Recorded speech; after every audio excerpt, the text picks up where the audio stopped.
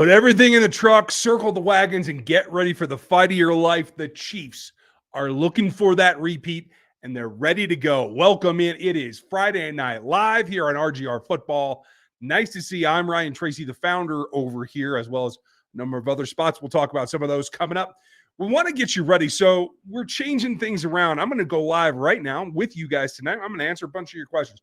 We're going to talk about what it is about the mentality of getting that circle of wagons ready so that you can take on the world, something that they have had a new experience doing in Kansas City this year. And then tomorrow, we are going to give you bonus content and give you another live stream with Dan and myself, and we're going to give you all the keys to the game, our predictions, etc. I'll probably hint at mine tonight just because I like to do that. Nice to see a bunch of friendly faces in here. Ocean set it up, Miss Caroline. And then Will knocked it down. How about those and Chiefs? Chris, Gary, Justin's in the house. Nice to see you all. I think there's going to be a lot of talk about predictions, just as Justin said here. And Nick Wright is certainly a guy that in the media is going to give you all the backup that you need as Chiefs fan. And he's going to give you good points to make, and it goes a long way. I just feel like overall this year, there is a lot, and I mean a lot, that is not covering the realistic portion of this game, which is they got to band together and they got to play with that chip on their shoulder as if the whole world wants them to fall, because that's kind of the case. And for me, tonight's about the mentality. They've gone through this week. They've had a couple of hiccups. Obviously, Joe Thuney's absence will be felt. There's no way around that. I'd love to tell you that, yes, you can make do, but you can't. There's more to it than that, and certainly we're going to go through. I'm going to share with you the latest update tonight on where we stand injury-wise here, and we're going to have more on that tomorrow. It's one of the reasons that we decided to push back a little bit, and we're just going to try to give you some extra content all the way down to the wire. And yes, we will be live post-game, so join us here. If you do not know me, I'm Ryan Tracy, a former strength and conditioning coach, former position coach at the NCAA Division I level, been a personal trainer and trained a number of athletes, not just in football, but all kinds of sports over the last 20 years in preparation for not just their college careers, but their professional careers as well. So that's my point of view and where I come from. I'm about team building and how you put the team together and how you make champions. That's what I'm here for. And that's why I wanted to bust out, the last Super Bowl hat tonight. I kind of like this one. I don't bring it out very often, but I did really dig the logo. This one's pretty good. I have to give them credit, but I did like last year's just a little bit better.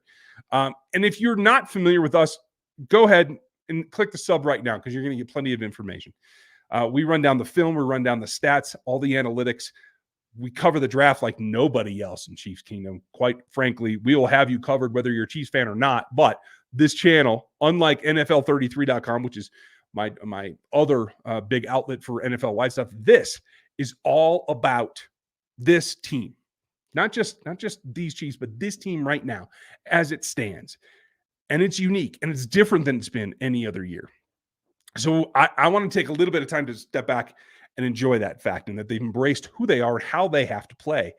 It's really the key here. And I see Nicotine, I appreciate the super chat. Thank you very much. We will start with you here in a moment. But as Tracy said, if you would, smash that like button. We appreciate that. The thumbs up always goes a long way. And Tracy obviously is in here. And I'm glad you made it, Tracy. I know it's always a challenge here. Jeremy's here as well. Please no draft chat for this one, Chris.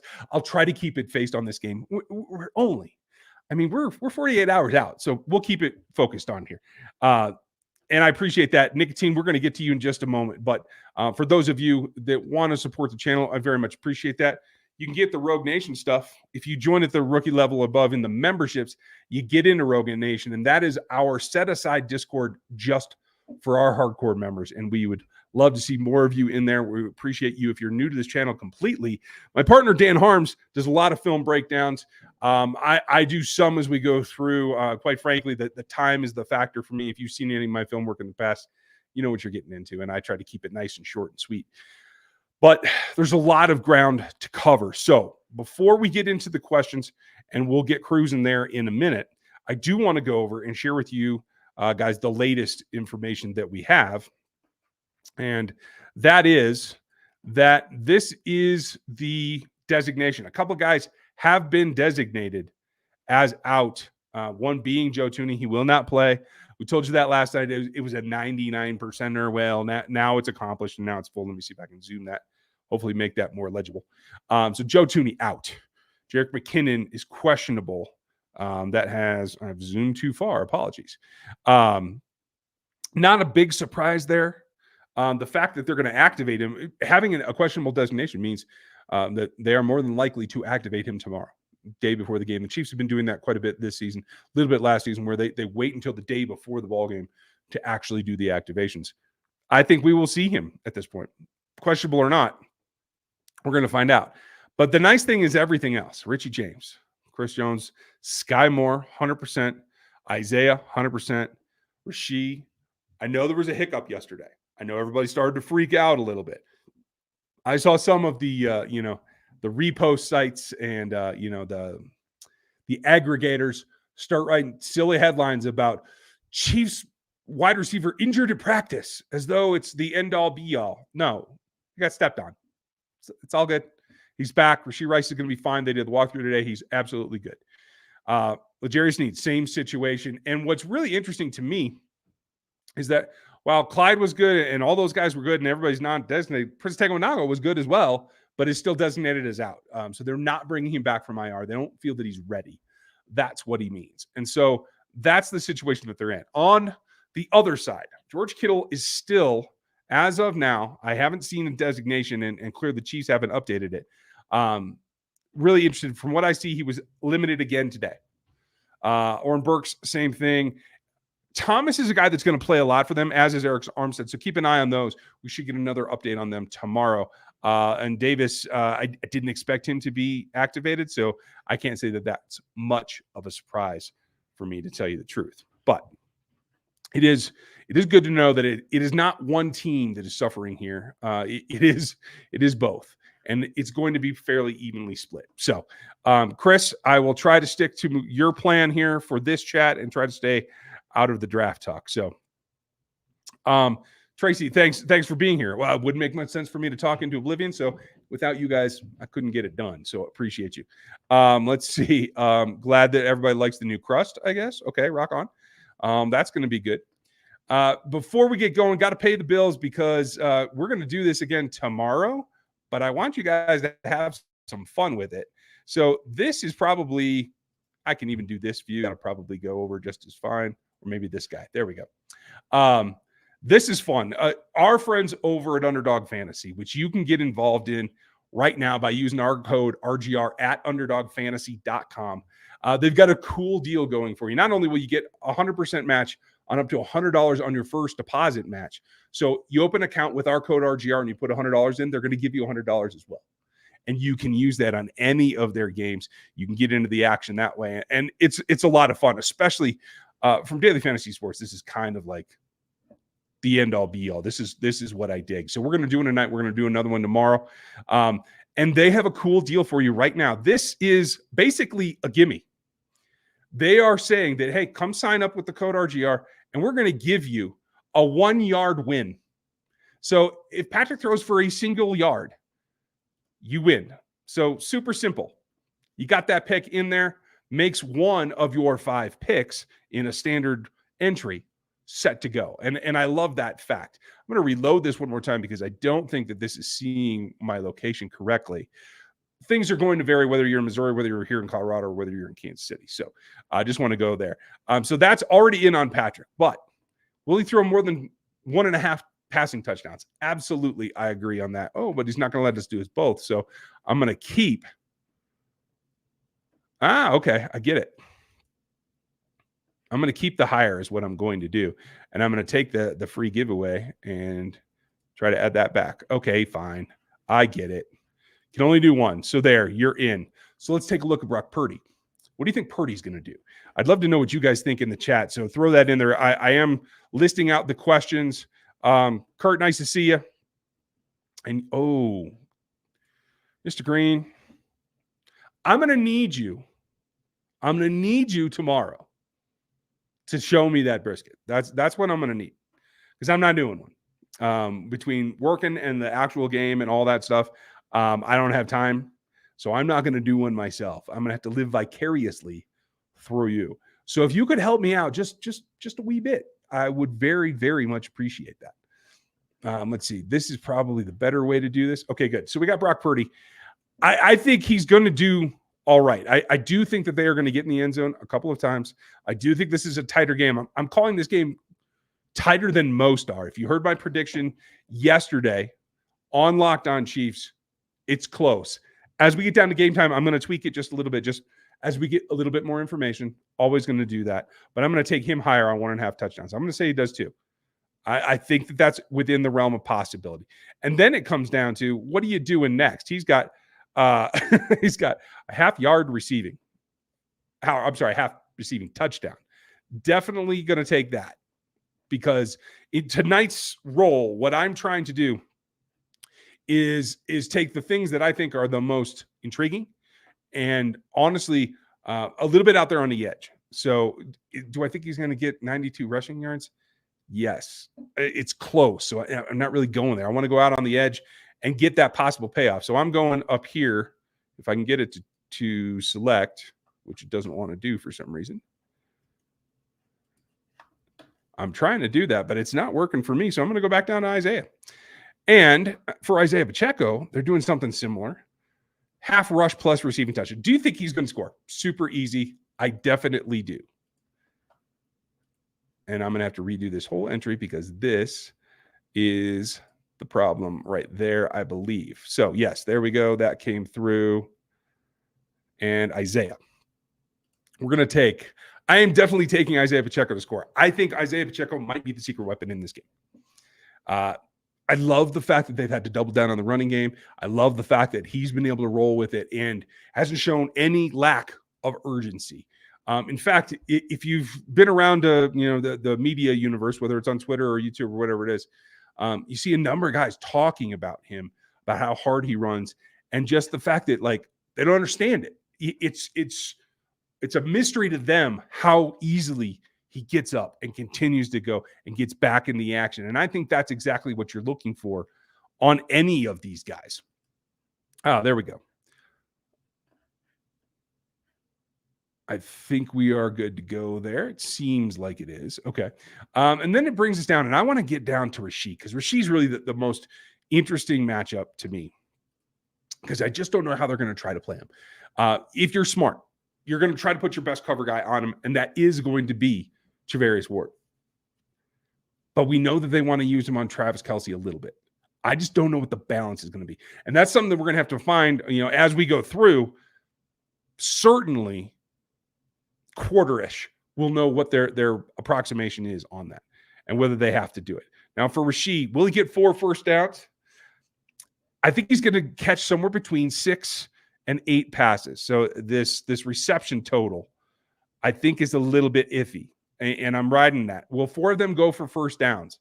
I have a tendency to think so. I'm not going to go on the fantasy points, because that really is dependent on him getting into the end zone. So whether you think he scores or not, that's really the thing, is you're going to get that multiplier when you use that. And so, you know what? Well, let's go for broke. Let's give it a shot. We'll do that. And Underdog has all these things that are going to help you out in terms of getting the really interesting plays under your belt.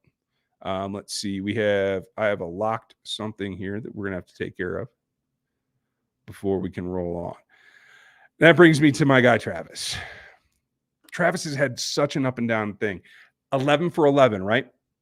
Can they go back to 7 receptions this year? I think they have to in this ballgame. Fred Warner's going to be all over him. They're going to move Charvarius on him. They're going to try to bring the safeties on him. But do you think that he hits what I think they're listing here? That's correct. Is getting in. I'm sorry. I didn't mean to hit that. I wanted to hit this. 7 receptions. I'm taking the higher on 7 receptions for Travis Kelce. That is exactly what I am looking for. And there could be a number of things that we want to do in order. There we go. Now we're set to go. There could be another things that they do to have to manufacture touches for Travis Kelce, but it's so integral to the game plan. I think they have to do it.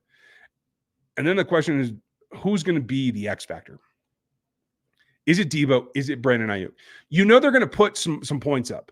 So for me, who's going to do it? And it just feels like, as good as Debo is, it feels to me like they're going to try to manufacture stuff to get matchups that don't include L'Jarius Sneed on Brandon Ayuk. And if they are able to do that, and they get him on Jalen Watson and Josh Williams, I think there's a possibility there. So you guys tell me, I'll let you make this last pick. Who do you think is more effective against the Kansas City Chiefs in this Super Bowl? Is it Debo Samuel? Is it Brandon Ayuk? I'd love to know. Put them in the chat right now, and I will take your guys' votes for this last part of the entry. And then we will wrap this up, and we will go for it, because I'm feeling pretty good about that. Let's take a look at the stats for each of them. Fantasy points is probably the easiest, if we can get down to it. So many options here. 13.5 for Debo. Sorry. 16 rushing yards. That seems very, very, very easy to see him getting, because I think they're going to have to try to feed him the ball. So that's the way that I would go there. And Ayuk is a little bit different.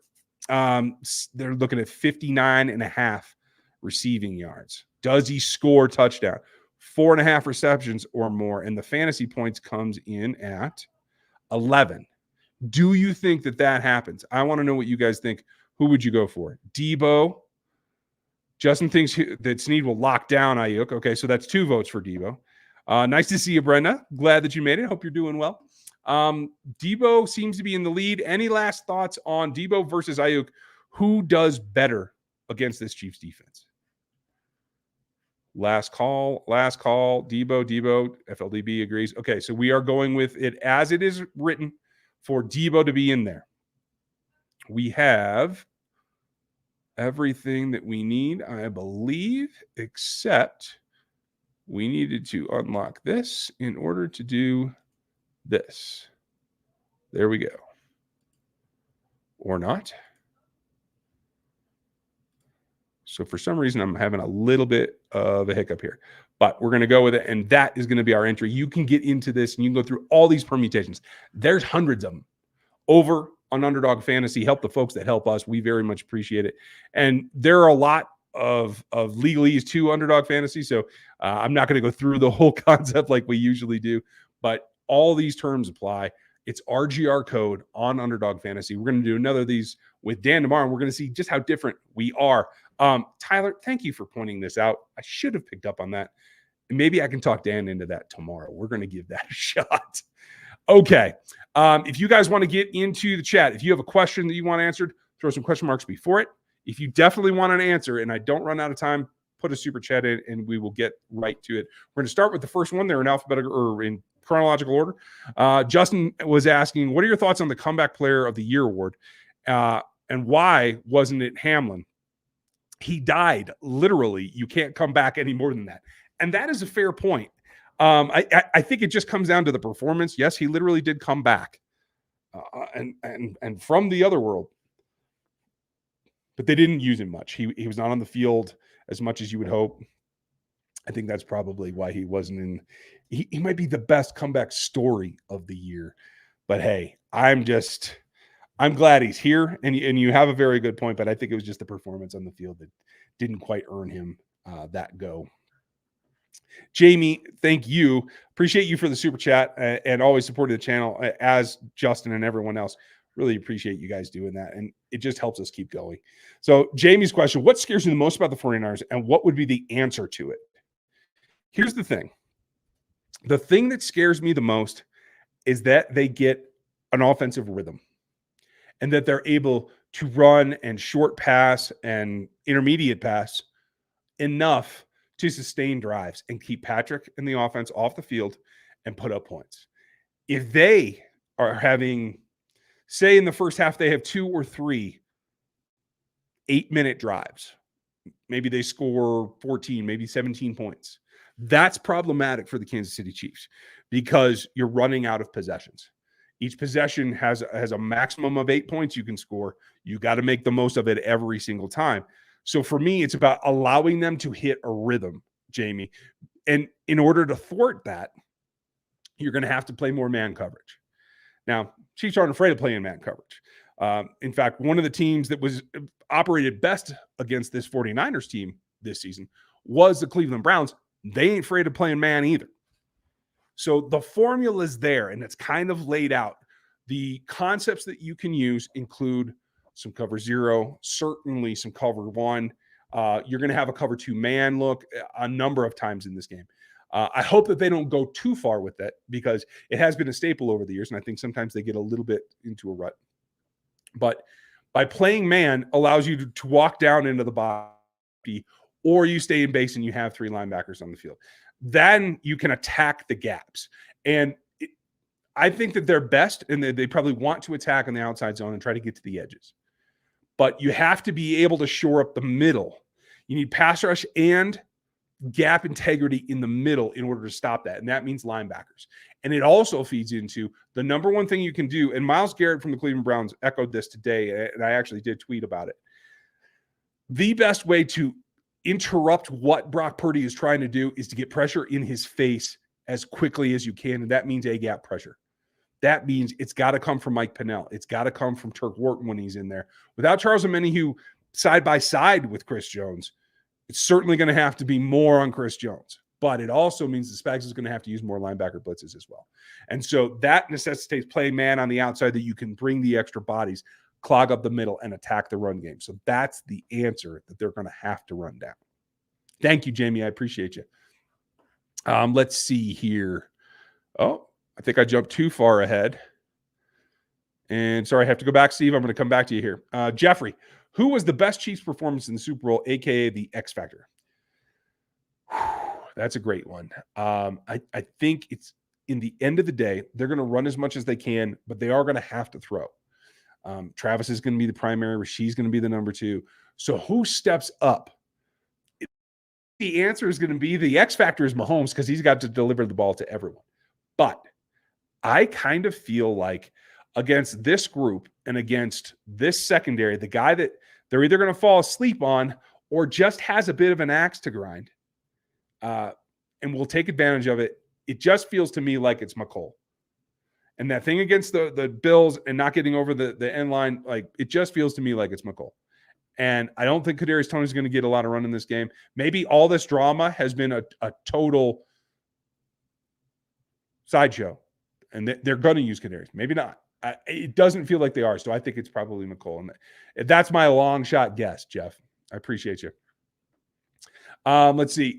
Chris, thank you, buddy. A lot of our members are in here tonight, folks. If you want to join the memberships, hit that button, join there beneath me. And if you want all the behind the scenes and my game notes and all that stuff, you can get that at the rookie level and above, and you also get into the Discord. What matchups are you most looking forward to in the game? For me, I think it's the chess match. In particular, the number one thing that I want to see is Bosa on the tackles. The number two thing that I want to see is McDuffie on Debo. Because I do think that they're just going to let Sneeze do his thing and follow Ayuk everywhere. I think that's what I would do. And I think that's going to turn into kind of a boring game for Brandon Ayuk. I just got to tell you, after shutting down Tyreek, after taking away Diggs, I don't know. You could point anybody last week that or last game that was super specific, but I do feel that Ayuk he's going to get a catch or two.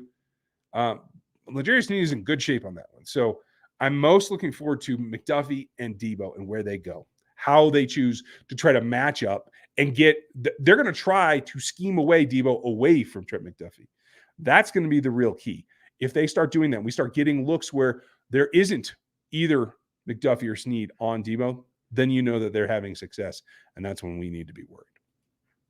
Thanks, buddy. More nicotine. Thank you. You wrote your question a second ago, and I have that right here coming up, but thank you for the super chat. Appreciate you. Good idea to bring back Juju. Do you think it is? Okay. They had great chemistry with the team right away. Probably could be a team-friendly contract. Yeah, with all the turmoil going on in New England, Bill O'Brien has taken 2 jobs since he left the New England Patriots. I do think that there is a possibility that they look at it again, but I'm not sure the Chiefs want to pull that trigger. I think that could be a long shot. So we'll just have to see how it comes down, but it's certainly going to be in a negotiation, but a year older and quite honestly with Rasheed doing a lot of the things that he does, I think it's more of a long shot than it is, a sure thing. Thank you, though, Nicotina, and thank you for the support. As for you, Brad, appreciate it, Mr. William. Ravens played more zone match, and the Browns played more man. Both beat San Fran. What would you do? What do you think Spags will do? I think he's going to do both. I think he's going to try to come out early and play man because I think he wants to attack him. I think he's going to blitz him in the first drive. I think he's going to try to maybe, I hope, double stack the A gaps and get right in his face, because even if you don't get to him in the A gap when he's trying to deliver the ball quickly, it's like one step, two step, boom, and it's out. It's either in the slant where the edges can get their hands up, or it's right over the middle to Kittle or Debo out of the slot. And then obviously the tackles can get their hands up. Chris Jones has a knack for doing that. So I think that he'll go man early, and then he'll start mixing and getting creative and showing mixed looks. That's what I would do. And I definitely think that I like that trend, and I would try to be more like Spags if it were me. So I think that's where he's going to go as well. Thank you, Will. Appreciate you. Caroline, nice to see you. Do you expect the Niners to run tighter or wider formations on the defense? Seems like our run can attack more tight formations based on some of the breakdowns I saw. Yes, they want to be in tighter alignments because they feel it gives them more options, especially against the Chiefs, who are physical outside corners. Because if they line up wide, they feel like they can use the sideline as an edge, and the Chiefs defenders just push everybody into the sideline and take that away. And I don't feel like Purdy has the arm strength to continue to hit outside. He wants to be in at the hashes. He wants to go down there. So he wants tighter splits so that if he does have to throw to a ball on an outbreaking route, that it is an outbreaking way at the sideline, that it's outbreaking at the hash. And that's throws that I think he can accomplish better. So I do think they will, for the most part, try to line up some tight.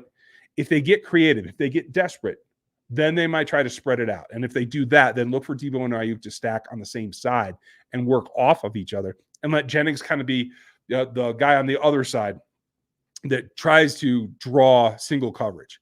And if that happens, he's going to have some opportunities against Watson and Williams. There's mistakes. Everyone's going to make mistakes. There's no perfect game. So he might be in a position there to take advantage of some of that. So I haven't talked a lot about Jennings this week, but I do think that he's an opportunistic guy, and he's certainly physical enough to play against the Chiefs' physical corners. Thank you, Caroline. And thank you, Whiskey. Which KC defender has the best chance to win Super Bowl MVP? I place bets on Jones, Snead, and McDuffie. Those are probably the most likely three. The other one that I would put out there, and it's because I do think there's an opportunistic aspect to his game. And we saw it last year with the fumble with Jalen Hurts. I wouldn't count out Nick Bolton because he's going to be in the right place to take advantage if the ball comes loose. And I think that it might. I think they're going to be working on stripping. I think they're going to attack Caffrey and try to be as physical as possible. He's not a guy that really bows to physicality very much. So I think they're really going to throw the sink at him. But I like the three bets that you placed. Those would be the first three I placed as well. Jamie, thank you again. Who scares you the most? Oh, I already did this one. Sorry about that. And we're back to Steve. Okay, so we've caught up now. Apologies for my my out of order takes here. I heard KCSN say that the Niners are the most static defense in the league. They don't change the picture much, and they don't adjust much. How do you feel about Andy having 2 weeks to prep against that? I mean, that's a blessing in disguise. I don't know that I necessarily agree with that. They certainly are one of the most. I wouldn't know if I would call them the most static. I'd have to look at Atlanta. I felt like the 2 games that I saw of them, they looked very, very plain vanilla, stand where they stand and not do much. But certainly this defense is not as good as it has been in the last couple of years. Great play out of Javarius. They're getting some from Logan Ryan even, but I just don't feel like they're as dynamic as they want to be. And so maybe they do have to align and stick. Andy's prep against that is going to be great. And it's going to be about the visualization, the recognition, and getting the ball out for Patrick. And I think he's even elite at that. If you're not going to change what you've done in the last, say, month, 2 months, he's going to find your gaps and he's going to take advantage of them. So I hope that the KCSN guys are right. Those guys are great dudes and they do a great job. So I have faith in them. If we have to watch out for missed tackles, we have to watch out for missed tackles, especially on CMC. Who is the most at risk besides Willie Gay coming back from injury? I mean, Justin Reed's been playing very well. He's probably the best tackler right now.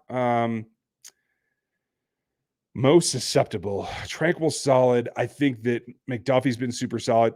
LJ will miss a tackle every now and then, but I'm not super concerned about it. For me, it's going to be running at, I think Willie's one, but because of the injury that, as you well pointed out, you're going to see Leo out there a bunch as well. Leo doesn't miss a lot of tackles, but he will be challenged with the explosive short area quickness of Christian McCaffrey. So just watch out for that. He'll miss one or two, and hopefully it doesn't become a string. Derelict, hope you're doing well. The Baltic podcast show has mentioned the 49ers offensive strength plays into the Chiefs defensive strength. Is there any truth to that? Absolutely. The Chiefs have team speed. They can cover sideline to sideline. They can get to the outside edge. Except for when they're in desperation mode and they're throwing the ball a lot, the best thing that the Niners do is run outside zone and run to the edge. And I think they're going to try to do that, but the Chiefs are prepared for it. The weakest defender over the last 8 quarters, the weakest offensive lineman in stopping defenders in the last 8 quarters for the San Francisco 49ers is their center. He's going to see Chris Jones all day. So yes, it certainly feels like it's playing into it. Debo's back. I don't know if he's 100%, but he's certainly functional. Chiefs' strength in the secondary is going to be a corner as well, and even in at the nickel with McDuffie. So, yes, I would agree that does play into the Chiefs' strengths, and it does match up very well. I don't know the Baltic podcast or who's on that, but yeah, I would say that that's a pretty astute observation. So, you guys, I'm going to grab a couple more questions if you have anything that I haven't covered. And so that said, given that it's Friday night and we all got stuff to do, I'm going to make last call for Super Chats if you want to get in here. If not, we're going to do another live tomorrow. Me and Dan, as we usually do, our true game plan, give you all the points and all the things that you need, including our lockdown final predictions. Because, sometimes you got to go through a few iterations when it's a Super Bowl, and that's what we're doing. So I appreciate you guys. So as we roll through, let's see, Justin, welcome back to the memberships. Appreciate you as always, buddy. Love to see it. It's a great group that we have here, and if you're new to us, I think you really enjoy the atmosphere around here. Nick, thank you very much. Nice to see you. Thank you for the support. Is this defense an all-time playoff defense? Right now, it looks really, really good. I'd have to take a look at all the scoring stats, and I always slant towards scoring stats. Overall points per quarter, points per drive in particular are things that I look at rather than like yardage stats and those kind of things. Are they the 85 Bears and they're going to get 1,000 sacks here and take the ball away? No, they're not going to do that. But they're pushing up into the bigger playoff defenses. This is a tough challenge. As I predicted in the past, they are going to score some touchdowns, the 49ers are, and I don't see that as a negative for this Chiefs defense. So if I'll put it this way, if they can keep them under 17, I think they may actually be one of the all-time playoff defenses. I do think they're going to give something up around that. We're going to see what comes down to it, but there is a possibility, Nick. We just have to see him execute here one more time for 4 more quarters. Brenda, thank you as always. Do you think they'll spy Purdy? I do not think so. Yes, he can use his legs a little bit, but he is not the threat that any of the other quarterbacks, including Tua. I think Tua is probably a better runner once he's out. I don't think there's any reason to spy Purdy. If you get to the point where you're playing zone and you're losing sight of him, or you're playing a bunch of man and you're turning your back to him and he starts taking advantage of it, then maybe you do that for a little bit. But as a basis of the game plan, I don't think there's a need to. I don't think he's that kind of player that you have to put that in the game plan so that he doesn't hurt you. Let's see, Lontavius, and thank you, Brenda. As always, appreciate you. What's up, buddy? Do you think the defense will put this Super Bowl on their backs and really secure the game for us? And do you think the offense scores in the second half? I do agree with the first half. I think the defense is going to play lights out. I think they're going to come out. And yes, they're going to give up points. When I say lights out, that doesn't mean that the Niners don't get on the board. I mean that they're going to confound them. And if, as they do score, and the Niners will put up points, the Chiefs will take the ball away, or they will stop drives as well. I do think it's going to be a back and forth, and probably my prediction is that the Niners will score on 50% or less of their drives. The question is, what do those points look like? And if there's only 8 possessions, and I do think both teams want to limit the possessions totals. There's only 8. That means 4 in the first half. If they score twice in the first half, I think the Chiefs adjust and lock it down after that. The bigger question, and astutely asked, is does the Chiefs offense score in the second half? They've struggled with that lately. And I do think that while they're going to make adjustments, so are the Niners, I don't think the Niners have the ability to adjust as much on the defensive side. So I do think the back and forth of the coordinators, particularly Shanahan versus Spags, I do think in the second half, probably towards the end of the third quarter, that's going to flop well over into Steve Spagnuolo's side. And I think that they have the advantage there because I think despite what the offense does, their defense is not going to be able to keep up. Patrick's going to score, and Spags is going to be able to dial up the Chiefs defense and really take it over. The offensive side, they're going to get to the point where they feel like whatever they've picked and weaved their way through, that the offense in the second half is going to be able to move the ball, and I do think that they punch it through, and they do score in the second half. Do they score a ton of points? I'm thinking it's about 10, but that's just a rough estimate. I don't think that they get shut out again. I think they understand that they can't if they want to win this game for sure. So I do think that they get on the board in the second half. Glow King, Rice got stepped on yesterday. They limited his practice. He was a full go today at the walkthrough. Not a problem. No big deal. He is good to go. Jarrell, nice to see you.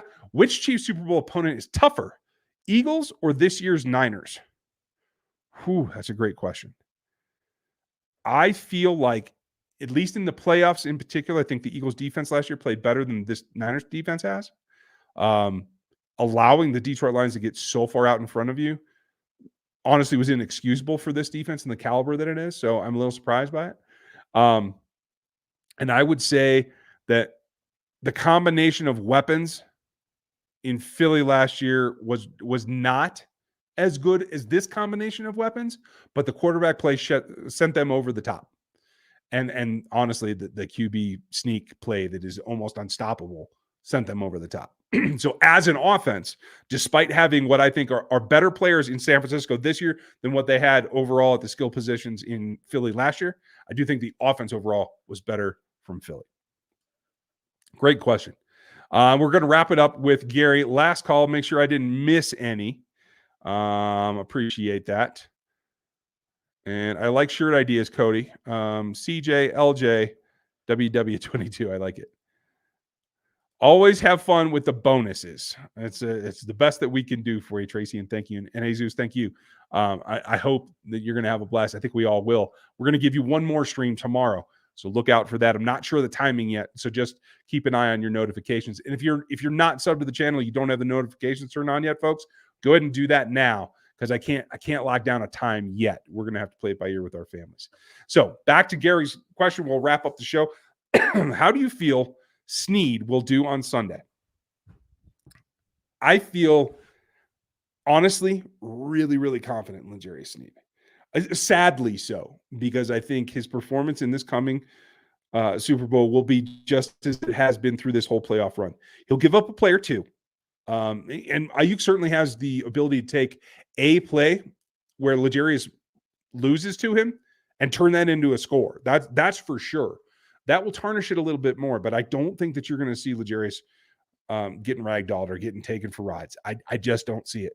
I do feel he'll allow 60% completion rate or less. I do feel like he'll get his hands on a couple of passes. So I expect some PBUs. And I think overall, we will be saying post-game, again, L'Jarius Snead did his job and took part of that offense away by Xing out one of their receivers. The question is going to be, when he does have a couple of miscues, he loses a couple of snaps, and every corner will, how bad does it hurt him? Because I think as long as he doesn't give up multiple touchdowns, and we've only seen him do one all season, so I don't anticipate it. We're going to come away saying that L'Jarius Snead, it was not only intricate, maybe critical, maybe the player that they had to have even over Chris Jones this season in retrospect, but also one that they have to highly prioritize. Now, I know Brett Veach came out and said that he wants to try to get Chris and L'Jarius back at the same time. I'm 100% on board with that. I just think that it's scary optimistic to think that you actually can. So we'll see what happens.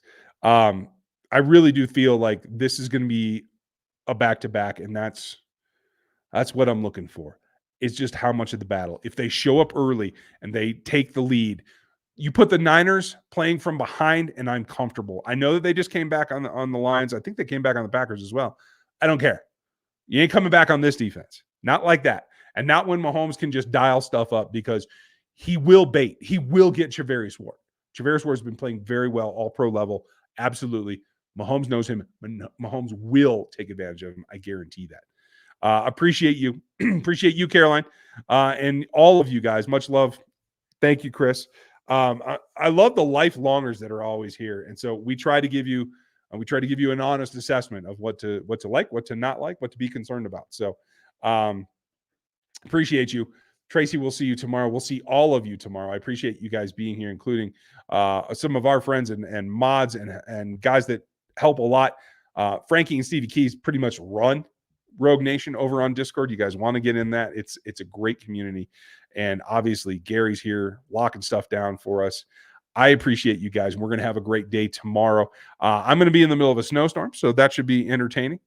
But tomorrow we're going to break down our predictions, keys to the game, what the Chiefs have to do that Lombardi trophy. So be with us again today. Thanks for being here tonight. I appreciate every last one of you. Have a great Friday evening and Saturday. We'll talk to you tomorrow.